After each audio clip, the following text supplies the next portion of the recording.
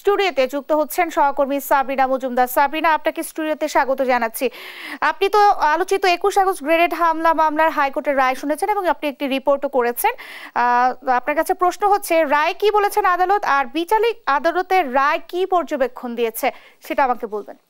আচ্ছা, আজকে যে হাইকোর্ট যে রায় দিয়েছেন সেটিতে আসলে যেটি প্রকাশ হয়েছে 21 আগস্টের গ্রেনেড হামলাটা কিন্তু আসলে অনেক বেশি আলোচিত ছিল, এবং সব থেকে ইন্টারেস্টিং যে কথাটা সেটা হচ্ছে যে ওই যে ঘটনাটা ঘটেছিল, ঘটার মধ্যে কিন্তু আসলে আমরা কেউই জানি না যে ওই সময় আসলে গ্রেনেডটা কে ছুঁড়েছিল বা কে গ্রেনেড হামলাই বা বহন করেছিল।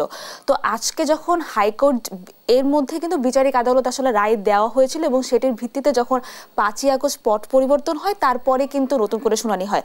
আর আজকে হাইকোর্ট যেটি বলেছেন যে এই যে রায় দেওয়া হয়েছিল, আমাদের যে সাক্ষ্য যে ছিল 25 জন সাক্ষী, তারা কিন্তু কেউই বলেননি যে এই গ্রেনেডটি তারা নিজের চোখে দেখেছেন যে এরা ছুঁড়েছে বা গ্রেনেড বহন করতে কাউকে দেখেননি, এটি কিন্তু বলা হয়েছে।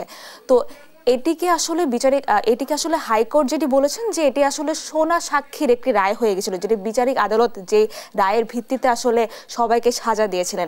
এই সাজাটি হচ্ছে 19 জনকে যেমন কারাদণ্ড দিয়েছিলেন আমাদের তারেক রহমান, যে বিএনপির ভারপ্রাপ্ত চেয়ারম্যান, তিনিও কিন্তু ছিলেন।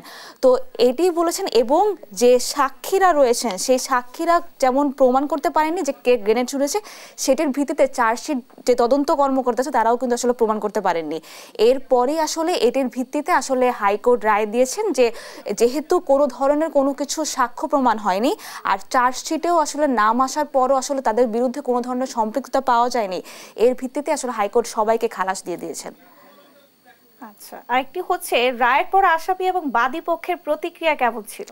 আচ্ছা, এটি যেহেতু অনেক চলমান একটি দীর্ঘ 16 বছর ধরে চলছিল, তো এখানে যে বিএনপি পন্থী যে আইনজীবীরা ছিলেন তারা এটি বলেছেন যে আসলে তারেক রহমানকে যে এই মামলায় ফাঁসানো হয়েছে সেটি হচ্ছে রাজনৈতিক উদ্দেশ্য প্রতিহিংসার জন্য আসলে তাকে এই মামলায় হচ্ছে আওয়ামী লীগ ফাঁসিয়েছিলেন।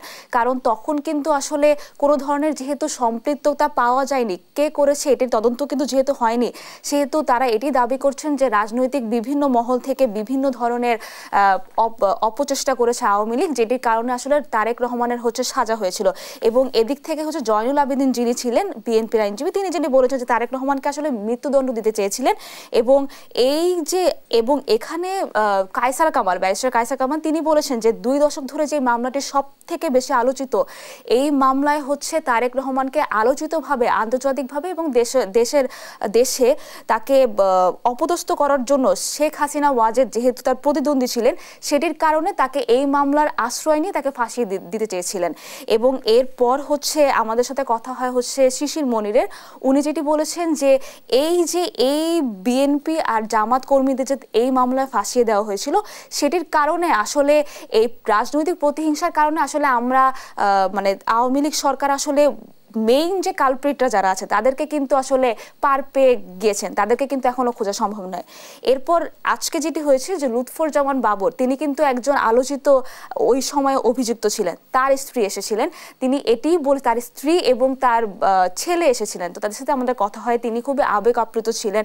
তিনি বলেছেন যে আসলে এত বছর ধরে যে ন্যায় বিচার পাওয়ার সেটির আসলে কোনো ধরনের আসলে সীমা নেই, আমরা আসলে বুঝতে পারি, আমাদের সাংবাদিকদের বলেছে যে আপনারা আসলে বুঝতে পারবেন না যে এই আনন্দটা আসলে কতটুকু।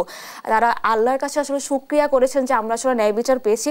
শুধুমাত্র লুৎফুজ্জামান বাবর না, এমন একজন অভিযুক্তের হচ্ছে স্বজন এসেছেন যে তার মেয়ে, তিনি বলেছেন যে আমি যখন ছোট ছিলাম তার বাবার কারাগারে থাকার বয়স হচ্ছে 17 এবং তারও এখন 17 বছর।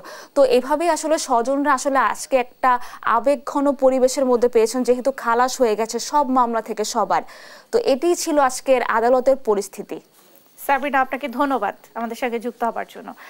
দর্শক, আমাদের সঙ্গে স্টুডিওতে যুক্ত হয়েছিলেন সহকর্মী সাবরিনা মজুমদার।